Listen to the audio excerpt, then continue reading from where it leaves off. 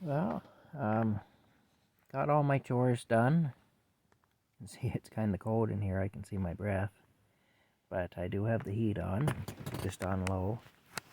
And, oh, there's Rocky. He's having a sleep. Hi, Rocky. Look at him stretching there. My goodness.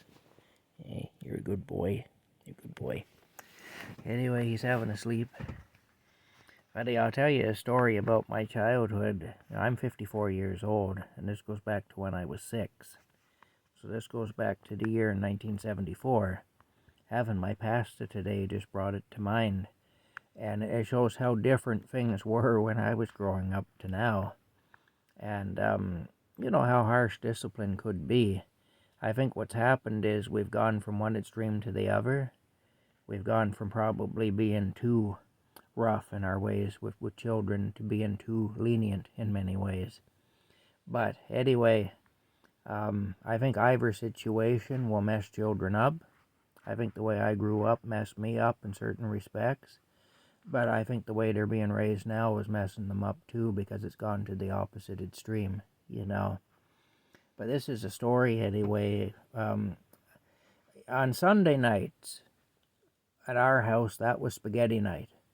And I always look forward to spaghetti night because I didn't really like Spam and fried bologna and stuff like that, which is the kind of stuff we ate most of the time. So Sunday nights were kind of good anyway, as far as I was concerned, because we had some good spaghetti. And I always liked my Parmesan cheese, as you can see in my videos. Whenever I have spaghetti, when I make it here, I just put the Parmesan cheese right to it. I was like that back then too. I just loved my Parmesan cheese.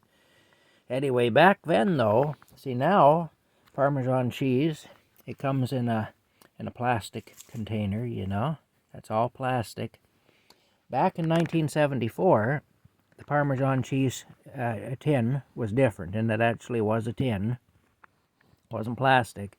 Well, actually what it was a cardboard cylinder with a tin on each end of it. It had a tin bottom pressed onto it and a tin top. That's really what Parmesan cheese came in 1974. And you had to take some sort of an instrument and knock a hole in the top of it there. There was kind of a perforated place where you could hit it with the heel end of a butter knife or something and knock that in. And then you could, you know, you'd have your opening then to get your cheese out. But anyway, it was sitting on the table. And in those days, you know, here in Canada at least, you know, we had the French and the English. One side of the can was French, the other side was English. Well, I was sitting there with the French side of the can facing me. And I was 6 years old, and I was just learning how to read. And I was quite a voracious reader. I was really good at reading. And I could read, you know, I could read things way beyond my age level. And I couldn't do math. I was terrible at math. But when it come to reading, I was good at that. So I liked it. Anyway, I was sitting there, and I'm reading the French side of the can. And for those of you who don't know French, and I really don't know French, but because I live in Canada, you pick up a little bit here and there. In French, the word cheese is R-A-P-E. That's the actual word. That's how it's spelled, the word for cheese. Or whatever. The word was fromage, I guess they say. But anyway, on the Parmesan cheese can, you would see the word R-A-P-E on the French side of the can. Maybe I'm wrong as far as what it stood for, but I believe it had something to do with cheese anyway. But anybody who speaks French can correct me on that if I'm wrong. But it was on the can anyway, on the French side, R-A-P-E. And of course, in English, that has an entirely different meaning. Well, I'm sitting there, and I'm reading the can. I'm reading the Parmesan cheese can out loud. And when I came to that word, of course, my dad was sitting to my left at the head of the table. My mom was sitting to my right at the other end of the table. And anyway, when I came to that word, all I saw was a fist, and everything went black. And I woke up hours later on the other side of the room, you know. Anyway, the reason I got punched out is because I was talking filth at the dinner table. So, like I say, that's how it was back then anyway. I laugh about it now. It wasn't all that funny at the time. And, you know, that kind of a thing, when you do that to a child, what happens is you take away their self-confidence. And I have struggled with that for sure. And like I say, I see kids being brought up now, and they're having their self-confidence taken away from them too, but for a different reason. They're having it taken away from them, in many cases, due to leniency. You know, it's gone the opposite way.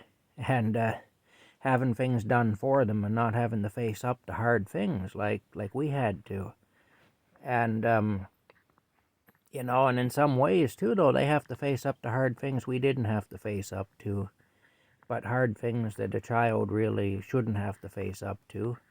Of course, we had to face things we shouldn't face up to, have had to face up to, too, I guess. But anyway, I don't know if we'll ever get it right. It seems to me we just go to extremes of wrong. And what happened to me back then, that wasn't unusual. That was actually pretty common. I remember my friends used to get beat. There was one girl that was a friend of mine, and she had kind of a funny sense of humor, and sometimes she'd say off-color things, which didn't go over very well, especially if you were a girl, you know. And she said something. I was over at their place playing with her and her brother, and she said something that was kind of off-color. And anyway, her dad, he didn't like it.